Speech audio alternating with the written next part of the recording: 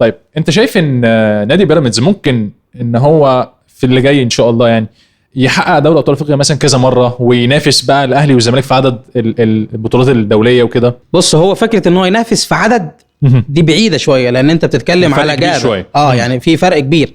يعني لو احنا هنتكلم مثلا عن الزمالك اللي هو اقل واخد 5 فبالتالي انت محتاج كام سنه عشان توصل انك تبقى نفس رقم الزمالك ده اللي هو الاقل. ما تكلمكش في الاهلي بقى، الاهلي ده حوار تاني. تمام. لكن وجود بيراميدز كفريق تنافسي لا هو مش لسه هيحصل، لا هو خلاص، هو حصل خلاص. انت اي فريق بيقابل بيراميدز بيعمل له 1000 حساب، ولو كان الاهلي المصري ده امر منتهي خلاص. هو فريق تنافسي 100%.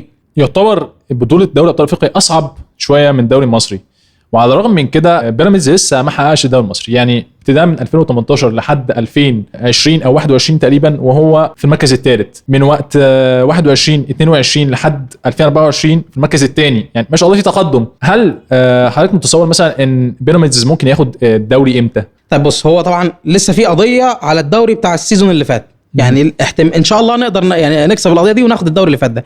دي حاجه. بس خلينا على الوضع اللي احنا فيه، ان احنا لحد دلوقتي ما حققناش بطوله الدوري. طيب احنا اخذنا دوري ابطال افريقيا. طب انت لما تيجي تتكلم على افريقيا، مين اكبر ناديين في افريقيا؟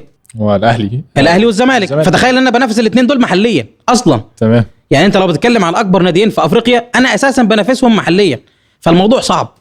بالاضافه لان انت عامل الجمهور الكبير للنادي الاهلي ونادي الزمالك بيصعب الدنيا. بالاضافه يعني ممكن يبقى في عوامل تانية، بس انا شايف انه لا ممكن ناخد الدوري السنه دي غير قضيه السنه اللي فاتت. يعني السنه دي اللي احنا فيها ممكن جدا ناخد الدوري. او انت متوقع ان ممكن يتحسم في القضيه دي بشكل بالايجاب ولا بالسلب؟ لا اتوقع ان المحكمه هتحكم انه بيراميدز ياخد الدوري ان شاء الله، هتحكم بكده. يعني ايه